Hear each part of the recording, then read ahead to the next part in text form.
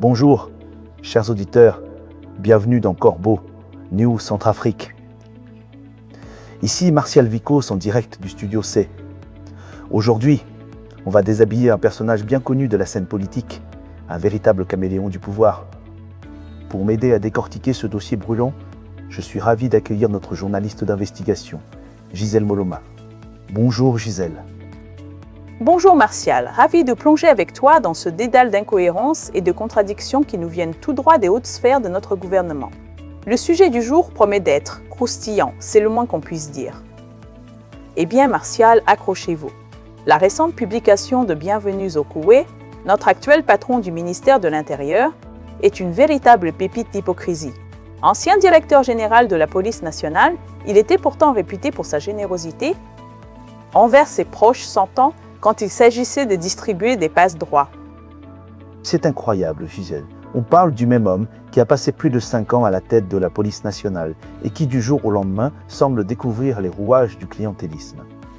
Comme si son propre parcours n'était pas entièrement bâti sur ces mêmes faveurs qu'il prétend aujourd'hui dénoncer avec tant d'ardeur. C'est audacieux. Exactement, Martial. Et ce n'est pas tout.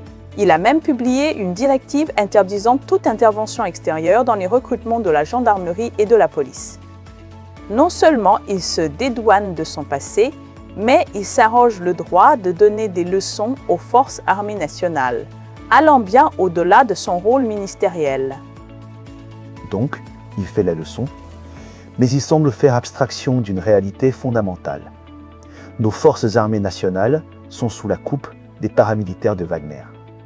Ces instructeurs étrangers, avec leurs exigences financières, ont bien souvent le dernier mot sur les décisions logistiques de l'État.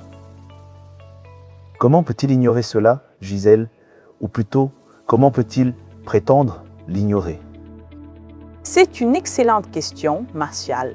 D'autant plus que, parallèlement, l'état-major de la gendarmerie, avec Zéphirin Mamadou à sa tête, gère l'institution comme une véritable exploitation privée.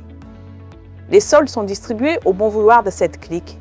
L'intérêt clanique prime surtout aux grands dents de notre République.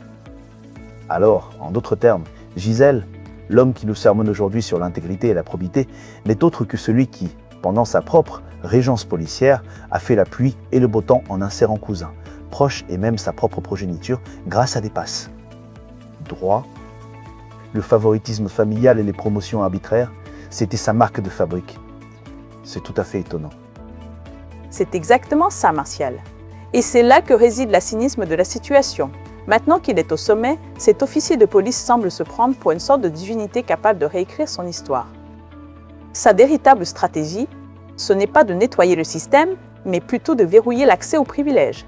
Il veut simplement s'assurer que personne d'autre n'utilise les méthodes précises qui lui ont permis de bâtir sa propre fortune. C'était un éclairage édifiant, Martial. Cet article est l'œuvre d'Anselme Mbata. Pour toutes vos réactions, vos témoignages ou pour nous alerter sur d'autres sujets brûlants, n'oubliez pas nos contacts, WhatsApp et téléphone de Corbeau New Centrafrique au +20 36 65 55 25 65 905 Wen ou +20 36 67 60 1004. Merci de votre fidélité et à très bientôt.